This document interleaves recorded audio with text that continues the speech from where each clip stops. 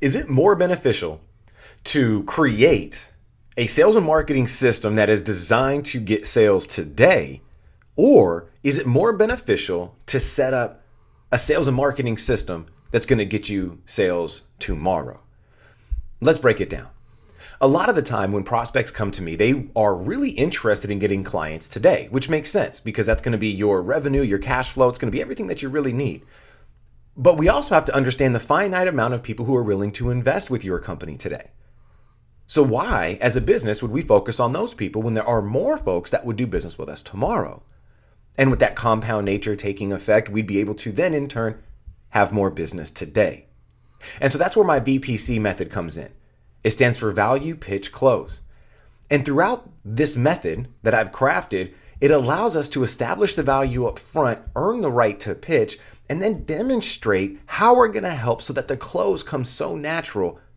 It's only up to you asking one simple question, which is, would you like some help with putting everything together? So if you'd like a system like that, we have to understand that there are different components within that system. The first component is going to be the lead generation aspect, right? The second component is going to be the brand awareness. And the third component is going to be the direct sales component, meaning that this is where we're going to go in for the quote unquote, the kill.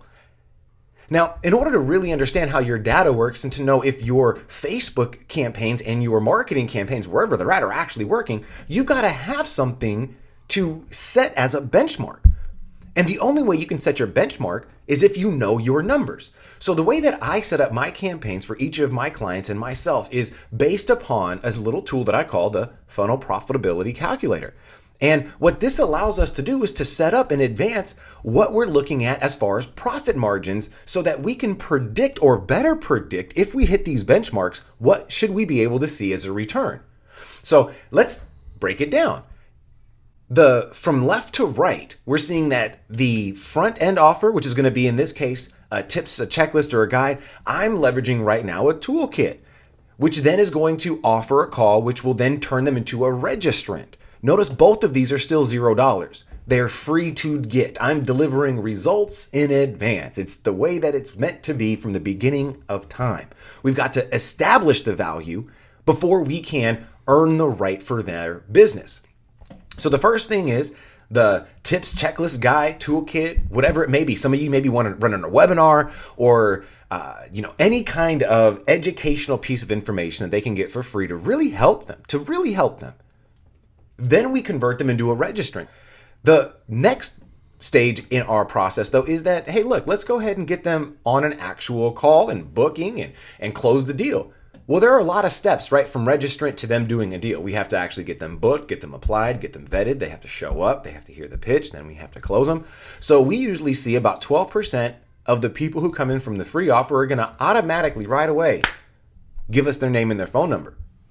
Then about 8% from that going to booking to application being actually like vetted and approved and qualified and then showing up and then saying yes, about 8% of those folks. So if we look at the numbers, we're looking pretty solid. Then we have ongoing monthly recurring. For me personally, we have about 90% of the people that come through my wingman service that are going to move forward with at least 1 month of monthly recurring, at least 1 month, but most of them go and continue on.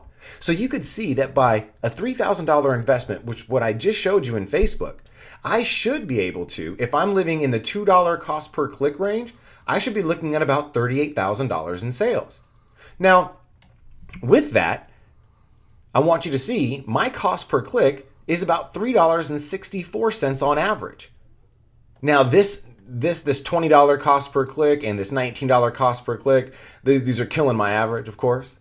But you're going to have that. Notice I have some down to $1.12, right? Average to the lead gen is right around $5.93. So there's a lot of different things that are going on right now, but $3.64. So if I look at what's going to happen to my actual return on my ad spend, it will decrease because I'm going to go out further. I'm going to go from $2 to $2.50 to $3. I'm going to be living in between the $3 and $3.50 range. So notice that it compounds quite a bit if we go the opposite way. If I can get the cost per click down to 50 cents, even if I'm at the same amount of ad spend, I'm going to go ahead and what is that? Like 7x what my revenue would be just by getting the cost per click down. Notice that the cost per click only matters after you get the system optimized. I know that my system's performing at these numbers. These are the benchmarks that I'm setting it up for, and I've optimized it to get at that. So now all I have to do is plug in the numbers and use these as benchmarks. If I go out more than $2 cost per click to about $3 or $3.50, then I know this is going to be at about $17,000. Well, imagine $15,000 to $17,000 is still on a $3,000 per month budget, 5x your return on your ad spend. So that's what I wanted to take time out today to explain to you, to share with you, that if you know your numbers, I could hop into my ad account right here and see that, oh, I have vanity metrics. My CPMs might be too high. My click-through rate might be a little bit low. There are things that might not be looking so well. But in the long run, am I getting the cost per meeting that I need to get? And am I converting at what I need to so that my return is still there? And if I'm getting a 33% opt-in rate, a 12% registration rate, and I'm getting the closing ratio that I need after they show up, nothing else really matters, does it? I don't really care if I'm at a 2%, if I can improve my landing page by 2%. Yeah, we may work on that. Of course, we're going to continue to optimize, but it's not anything to lose sleep over. We need to start celebrating our wins more than focusing on the broken wheel of the car. When it's not even a broken wheel, it's like a dirty hubcap.